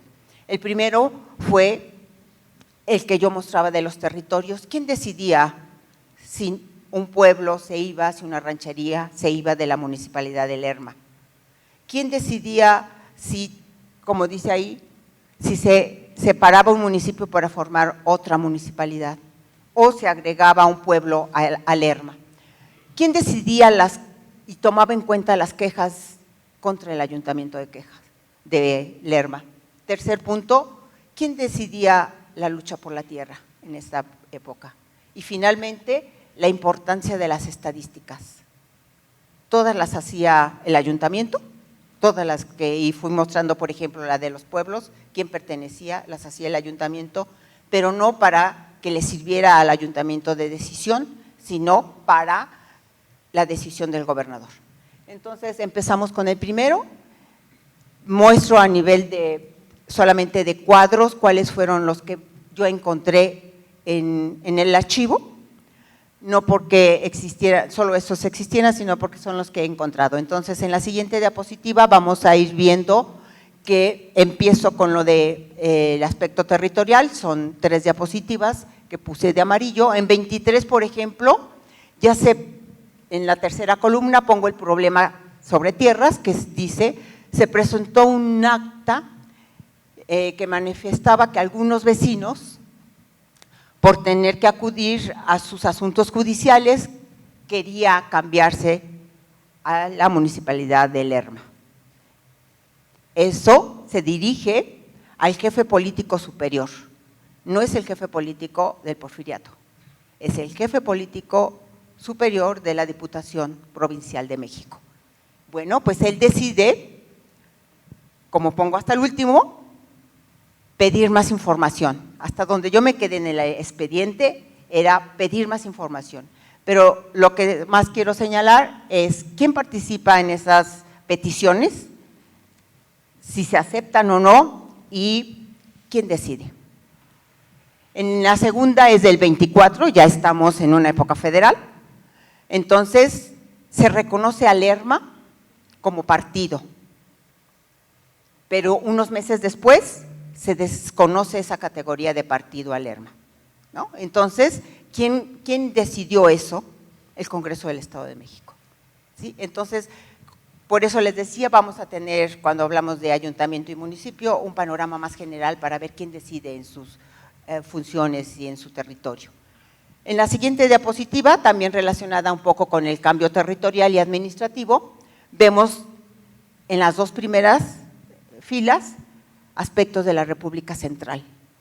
No por ser central, los ayuntamientos y los jueces de paz se quedaron pacíficos atendiendo a las autoridades superiores, sino que también había mucha dinámica. Entonces, una de esas es que los que están en la segunda columna son solicitantes vecinos, por ejemplo, Manuel González y González de Saucedo, dueño de la hacienda, de Doña Rosa, y el Cerrillo solicita que su finca se agregue a Toluca, ¿no? Entonces, ¿por qué motivo fue? Por las desavenencias con el Ayuntamiento de Lerma. Se dirige la solicitud del hacendado al prefecto de Toluca, y ¿quién decide si se va la hacienda o no? Bueno, pues la decide en este momento. Hay antecedentes ya de conflictos previos, pero ellos aquí. ¿Y quién era la Junta Departamental de México? Era una autoridad del Departamento de México, ya no era Estado, Departamento de México, y vemos que esta Junta es la que decide que se vaya y sí autoriza que salga del territorio.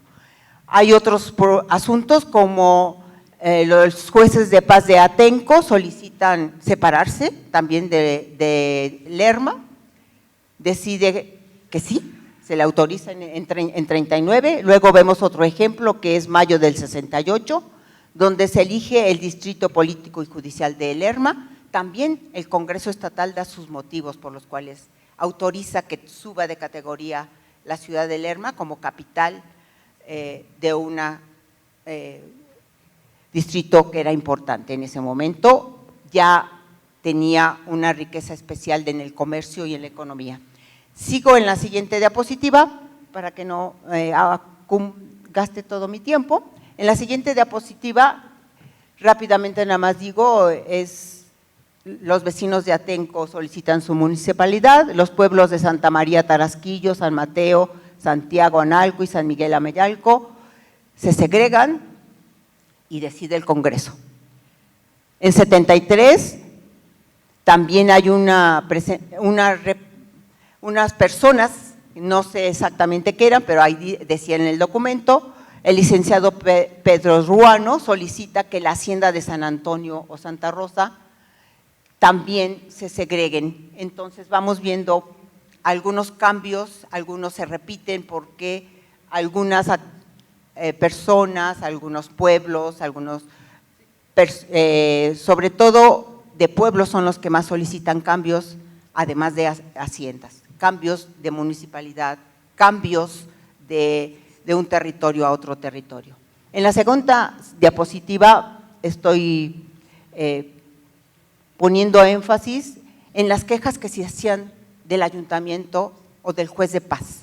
Y si había quejas contra ellos, ¿quién las atendía?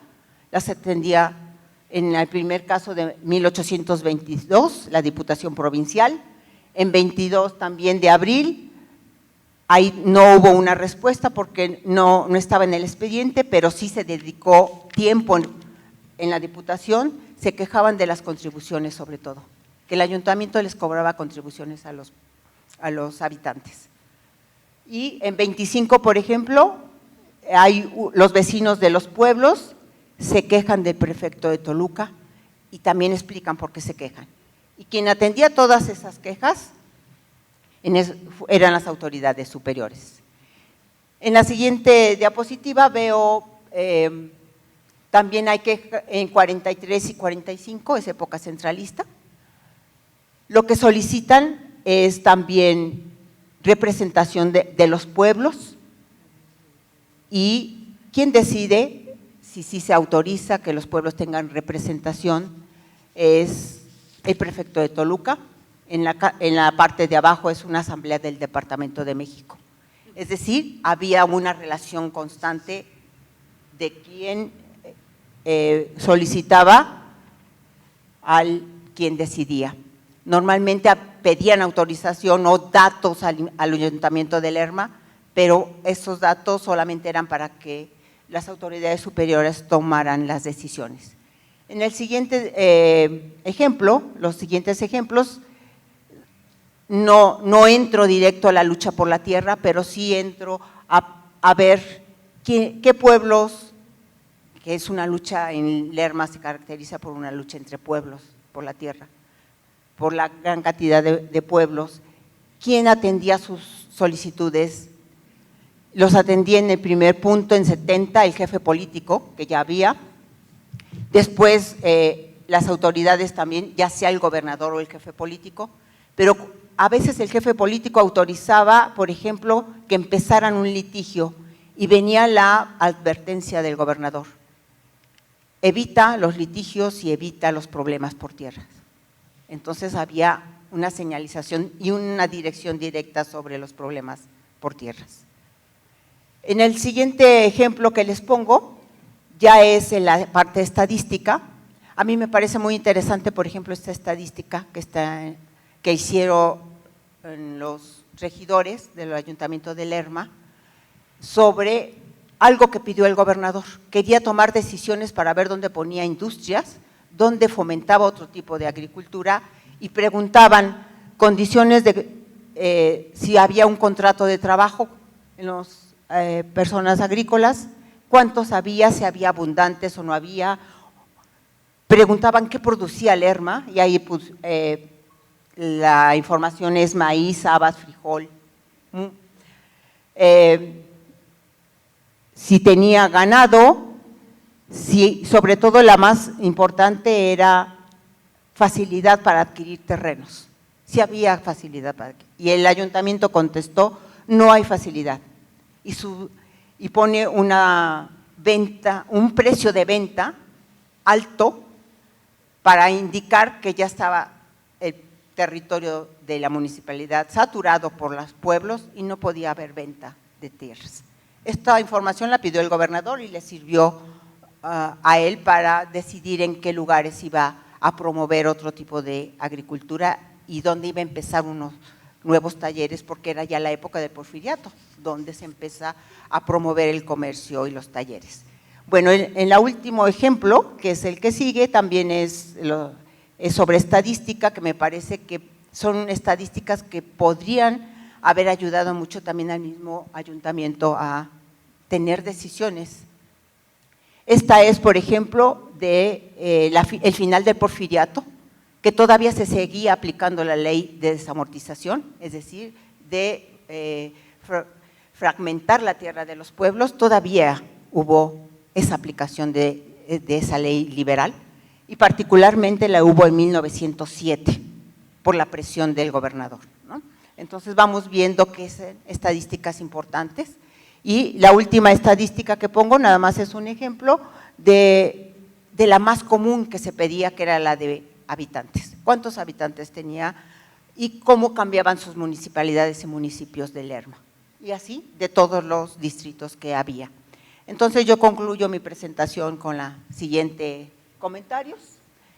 Me parece que hay que, como dice hasta arriba, que ver que hay una continuidad de autoridades en Lerma en todo el siglo XIX, aunque cambiara el régimen de gobierno, que pasáramos de una monarquía, pasáramos a una república federal, a una central, a una dictadura, a un porfiriato. Hubo continuidad en Lerma, hubo continuidad en las autoridades que estaban arriba de Lerma. El segundo punto es, en todo este tiempo los ayuntamientos o jueces de paz de Lerma tuvieron una relación directa, y lo que me llamó mucho la atención es que eran asuntos muy importantes. Los asuntos menores sí tenía el ayuntamiento la posibilidad de decidirlos. El tercer punto fue una relación articulada. Yo no encontré una relación de pugna entre las autoridades superiores y el ayuntamiento. O sea, había una relación en que el ayuntamiento realizaba lo que la ley y que las autoridades le disponían. El tercer punto, los cambios en la división política territorial, como puse ahí, sí permitieron que hubiera autoridad siempre cercana a las municipalidades. Y esto, desde mi punto de vista, influyó en la formación e integración del Estado de México, esas autoridades intermedias, que después se estorban para lo que la revolución llamó la lucha por el municipio libre. Pero en su momento tuvieron un porqué la existencia de esas autoridades y la división del territorio. Y finalmente, como pongo ahí, invito a todos los que estamos interesados en el municipio en estudiar periodos más largos para ver esas continuidades y esos cambios notables, para analizar procesos como el que quiero mostrar y escribir ahora, y ver finalmente que la integración política y administrativa del Estado fue acorde con la época. Entonces, si bien el jefe político está satanizado por la historia, sí, pero también tuvo algo positivo: organizar el territorio y el gobierno del Estado, que se extralimitó en algunos aspectos, lo tenemos bien en muchos documentos lo dice, pero también yo quería demostrar para qué era necesario el jefe político y qué papel tuvo al tratar de organizar el territorio, limitar todos los problemas, porque no, por eso la paz porfiriana. ¿En qué era la paz porfiriana? Mucho de ello era el papel del jefe político y la relación con los ayuntamientos. Muchas gracias.